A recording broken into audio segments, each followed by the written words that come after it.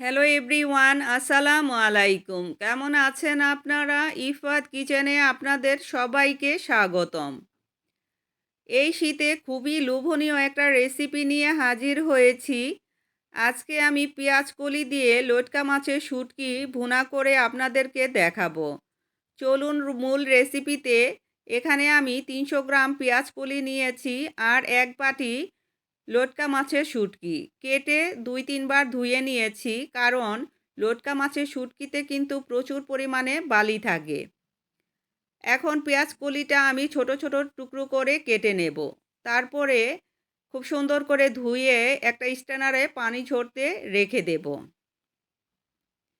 এখন একটা পাত্রে শুটকিগুলো নিয়ে কুসুম গরম পানি দিয়ে ঢাকনা দিয়ে ঢেকে 10 মিনিট রেস্টে রেখে দেব।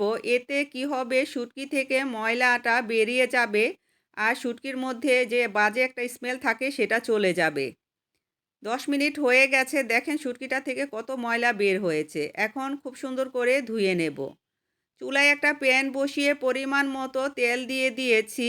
তেলটা গরম হয়ে আসলে আধা কাপ পেঁয়াজ কুচি আর আধা কাপ রসুনের কোয়া আর একটা তেজপাতা মাঝখানে টুকরো করে দিয়ে দিয়েছি। এখন পেঁয়াজটা একটু নরম করে ভেজে নেব। তারপরে শুটকিগুলো তেলটার মধ্যে দিয়ে 4-5 মিনিট তেলটার মধ্যে ভেজে নেব। এভাবে যদি শুটকিটা একটু ভেজে নেন তাহলে শুটকি থেকে কিন্তু খুব সুইট একটা ঘ্রাণ বের হবে আর আশেপাশের মানুষ বুঝতে পারবে আপনি শুটকি রান্না করছেন। যাই হোক, এখন এখানে 1 চা চামচ লবণ, 1 চা চামচ হলুদের গুঁড়া, 1.5 চা চামচ মরিচের গুঁড়া দিয়েছি। ঝালটা আপনাদের পছন্দ মতো আপনারা দিতে পারেন। আধা চা চামচ জিরার গুঁড়া, আধা চা চামচ ধনিয়ার গুঁড়া দিয়েছি আর উঁচু করে 1.5 চা চামচ আদা রসুনের পেস্ট। এই অবস্থায় চুলার হিটটা মিডিয়াম লোতে রয়েছে। এখন খুব সুন্দর করে মশলাটা শুটকির সাথে মিশিয়ে নেব। তারপরে অনেকটা সময় এইভাবে একটু কষিয়ে নেব। এভাবে যদি শুটকিটার সাথে মশলাটা কষিয়ে নেন তাহলে শুটকি ভুনাটা খেতে দুর্দান্ত হবে। কষানোর পরে এখন আধা কাপ পানি দেব, দিয়ে আবারও খুব সুন্দর করে নেড়েচেড়ে কষিয়ে নেব শুটকিটা।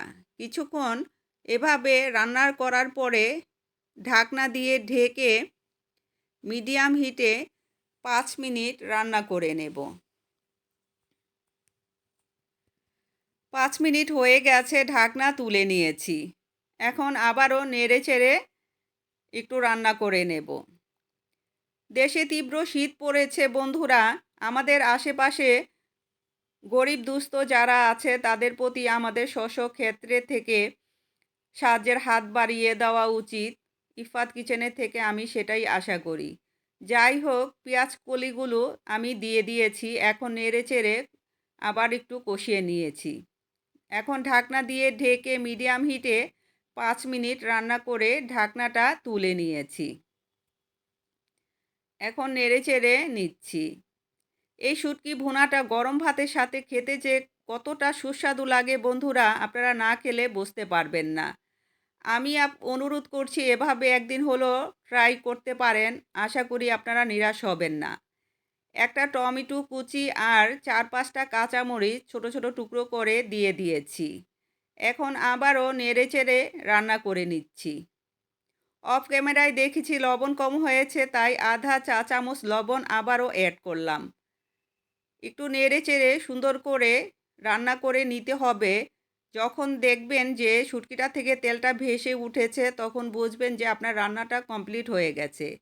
আমি ফ্রেশ দেখে আধা কাপ ধনিয়া পাতা অ্যাড করলাম। শীতের দিনে কিন্তু খুব সুন্দর ফ্রেশ ধনিয়া পাতা পাওয়া যায়। ব্যক্তিগতভাবে আমার কাছে অনেক ভালো লাগে, তাই আমি একটু বেশি পরিমাণে দিয়েছি।